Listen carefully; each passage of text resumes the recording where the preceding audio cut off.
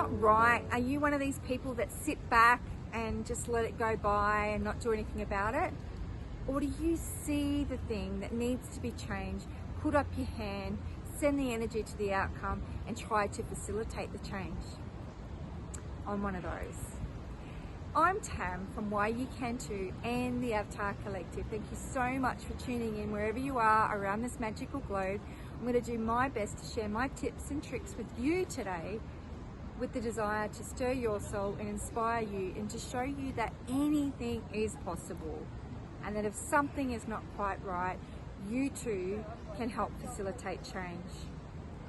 In order to understand a little bit more about what I'm doing and what I'm talking about, I want to share with you today a little bit of the injustices that I've been through in my life. There's quite a few, but today I was blessed to be at the 9th anniversary for the apology for forced adoption here in Queensland, and it was absolutely amazing. And it was so nice that the government could take some time aside. You know, we had this beautiful ceremony in Parliament House. We got to meet some beautiful people, and they generally apologise. They definitely see the trauma by removing the child from the mum, and so things have changed over the time. We now have single mums pension, in which case, you know, they try to keep the children with the mum rather than trying to separate and thinking that they know better. But whilst I was sitting there, it led me to question, because as much as I was part of that injustice, and yes, we've been given an apology, and you know, I absolutely see the strength and resilience gained from my story of being adopted, there's something that really has hurt me. And along my journey of, you know, engaging in certain healings and psychologies and all of these things, I realised that at the time, some of the traumas and tragedies that were manifesting in my own life came through subconsciously, because in the subconscious mind, I wasn't able to save my twin, my identical twin at birth. However, if I manifested these massive tragedies, it's totally possible that I can save my kids. And that's exactly what was happening. And when I got that realization, it was insane. So everything is energy, and sometimes we don't know these things. It can be ancestral things that, you know, that we don't know, that comes back from generations, or it could be something, the trauma that comes from the time of our birth that we don't know.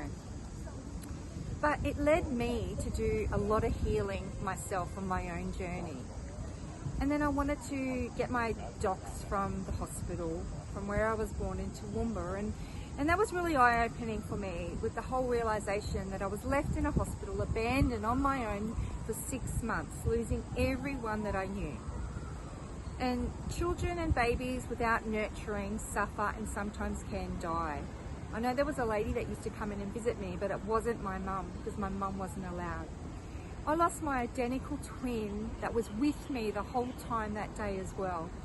And so my purpose for getting my medical documents from the hospital where I was born in Toowoomba was so that I could have a bit more of a idea as to where she is. Does she have a burial? Does she have a gravesite? Can I visit? What actually happened?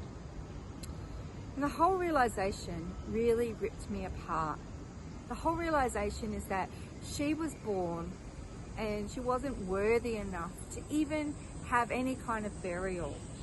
Instead, back in those days, the laws changed in 1985. I was born in 1972. So up until that time, she was disposed of.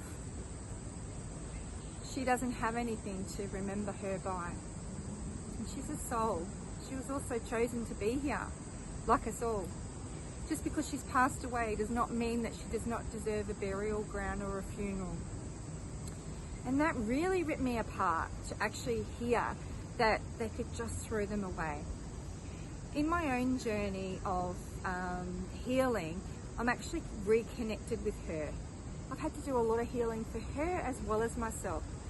But as a result, she's with me, guiding me, giving me the faith to follow the divine energy that she sends to me in my heart. You know, she's like my right-hand man. I feel like I'm so protected, you know, and I've got superpowers because of her.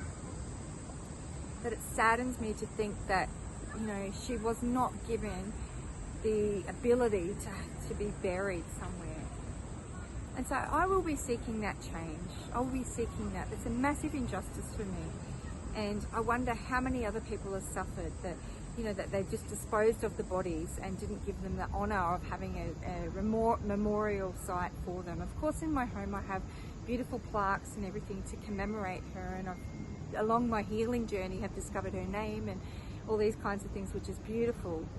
But it still doesn't dull down the fact that she was just disposed of. It's horrific for me. So that to me is an injustice, and I'm seeking an apology, because we're all souls and we deserve that, and we're all chosen to be here, and I'm so grateful she's around. But I know it's in my mission to be able to seek that apology, and so that's what I'll be doing through my local Member of Parliament, and then heading to Toowoomba to do the same. So that not only for myself that I get that healing and that closure, and not only for my beautiful identical twin Maria Rose, but for anyone else that has gone through a similar journey of not knowing where their identical twin is, or if someone's lost a child prior 1985 in Queensland and it's just been disposed of like that, and they don't know where it is, where the baby is. So I'm going to put up my hand and I'm going to be the leader, and I don't know what I'm supposed to do to start, but I'm just going to start, because day one is better than day none. And I'm not going to question. I'm going to do what I'm so good at and manifest everything that I desire and send the energy to the outcome that I desire.